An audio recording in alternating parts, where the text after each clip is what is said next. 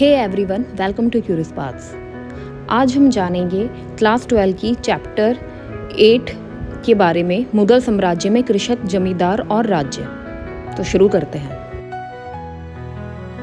मुगल साम्राज्य अपने स्मारकों से हमें चमका देता है, लेकिन इसकी असली ताकत इसके विशाल कृषि आधार में थी।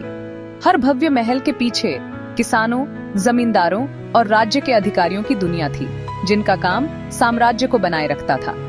सेनाओं और स्मारकों को बनाने वाला धन भूमि से आता था, जिससे कृषि साम्राज्य का आर्थिक इंजन बन गई। ये कहानी बताती है कि कैसे किसान, जमींदार और राज्य एक साथ बंधे थे, जिससे लाखों लोगों का रोजमर्रा का जीवन और भाग्य तय होता था।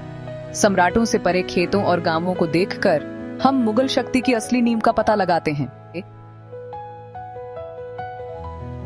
मुगल भारत के केंद्र में किसान या रैयत थे, जिनका जीवन भूमि की लय के इर्द गिर्द घूमता था।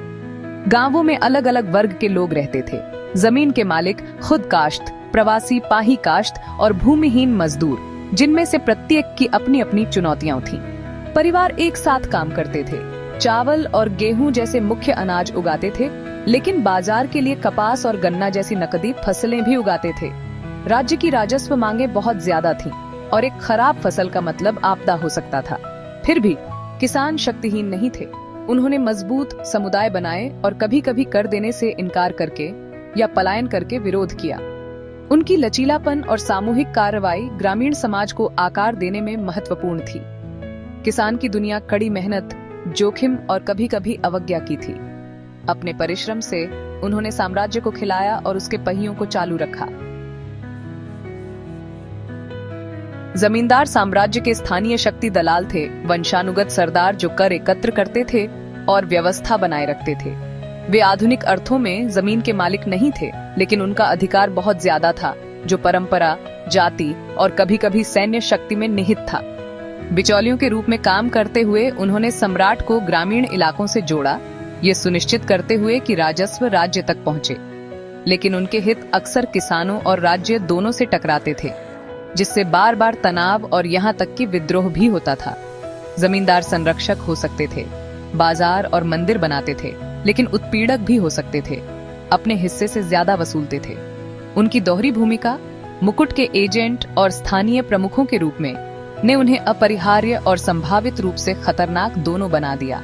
मुगल राज्य जमींदारों को नियंत्रण में रखने के लिए सहयोग और नियंत्रण को लगातार संतुलित करता था। मुगल राज्य ग्रामीण जीवन में गहराई से शामिल था, जिसमें सम्राट से लेकर गांव तक फैली एक नौकरशाही थी। प्रांतों, जिलों और परगणों का प्रबंधन सूबेदारों और दीवानों जैसे अधिकारियों द्वारा किया जाता था, जो राजस्व और व्यवस्था की देखरेख करते थे। स्थानीय अधिकारी, जिनमें कानूनगो और चौधरी शामिल थे, नीतियों को लागू करने के लिए जमींदारों के साथ काम करते थे। रिकॉर्ड कीपिंग के प्रति राज्य का जुनून, जैसा कि आईन-ए-अकबरी जैसे दस्तावेजों में देखा जाता है, सटीक भूमि माप और कर निर्धारण को सक्षम बनाता है। आपदाओं के बाद किसानों को कभी कभी ऋण और राहत की पेशकश की जाती थी, दया के कारण नहीं, बल्कि राज्य के राजस्व आधार की रक्षा के लिए। मुगल प्रशासन एक पतली रेखा पर चलता था, संसाधन निकालना जबकि किसान के शोषण को रोकने की कोशिश करना। यह संतुलन साम्राज्य की स्थिरता और समृद्धि की कुंजी थी।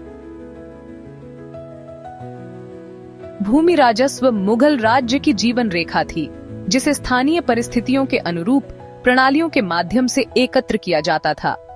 बटाई प्रणाली राज्य और किसान के बीच फसलों को विभाजित करती थी, लेकिन बड़े पैमाने पर इसका प्रबंधन करना मुश्किल था।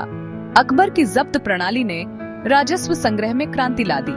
भूमि को मापा गया, वर्गीकृत किया गया और औसत उपज के आधार पर निश्चित नकद दरों पर कर लगाया गया। इससे किसानों को बाजारों में फसलें बेचने के लिए प्रोत्साहन मिला, जिससे व्यावसायीकरण और व्यापार को बढ़ावा मिला। जहां जब्त संभव नहीं था, वहां नस्क प्रणाली जैसे समूह मूल्यांकन ने संग्रह को गांव के नेताओं या जमींदारों के हाथों में दे दिया। तरीके चाहे जो भी हो, राज्य ने अधिशेष का एक बड़ा हिस्सा अपने पास रखा, जिससे अपनी सेनाओं और भव्यता को वित्त पोषित किया। इन प्रणालियों की दक्षता और पहुंच अपने समय में बेजोड़ थी। मनसबदारी प्रणाली मुगल प्रशासन की रीढ़ थी, जिसमें सैन्य और नागरिक सेवा का मिश्रण था। मनसबदारों के पास ऐसे पद थे जो उनकी स्थिति और सम्राट के लिए बनाए गए घुड़सवारों की संख्या निर्धारित करते थे। वे वेतन के बजाय जागीरें प्राप्त करते थे। आवंटित भूमि से राजस्व एकत्र करने का अधिकार, जिसे स्थानीय शक्ति आधारों को रोकने के लिए नियमित रूप से घुमाया जाता था। इस प्रणाली ने कुलीन वर्ग के भाग्य को सीधे शाही सेवा और वफादारी से जोड़ा। अकबर के सुधारों ने विभिन्न समूहों के लिए प्रणाली खोली, जिससे एकता और केंद्रीकरण को बढ़ावा मिला। मनसबदारी प्रणाली ने एक अनुशासित, वफादार अभिजात वर्ग सुनिश्चित किया और भूमि राजस्व को साम्राज्य की सैन्य शक्ति से जोड़ा।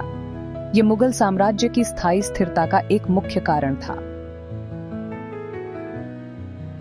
शासकों और अधिकारियों से परे मुगल भारत का दैनिक जीवन आम लोगों, खासकर महिलाओं द्वारा आकार दिया गया था। महिलाएं खेतों में पुरुषों के साथ काम करती थीं और कटाई के बाद के महत्वपूर्ण कार्यों का प्रबंधन करती थीं।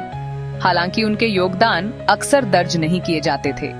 कई सूत काटती थीं, बुनती थीं और सामान बनाती थीं, जिससे कठिन समय में अपने परिवारों का भरण पोषण करती थीं। पितृसत्तात्मक समाज के बावजूद कुछ महिलाएं, खासकर विधवाएं, संपत्ति या यहाँ तक कि जमींदारी के अधिकार भी रखती थीं। गांव का जीवन पंचायत के इर्द गिर्द घूमता था, जो विवादों का निपटारा करती थी और सांप्रदायिक कार्य का आयोजन करती थी। कारीगरों, मजदूरों और किसानों ने आपसी सहयोग का एक जाल बनाया, जो कठिनाई और उत्सव दोनों को एक साथ झेलते थे। इन समुदायों का लचीलापन और सहयोग साम्राज्य की सच्ची धड़कन थी। उनके संघर्षों और एकजुटता में हम मुगल भारत की असली कहानी पाते हैं।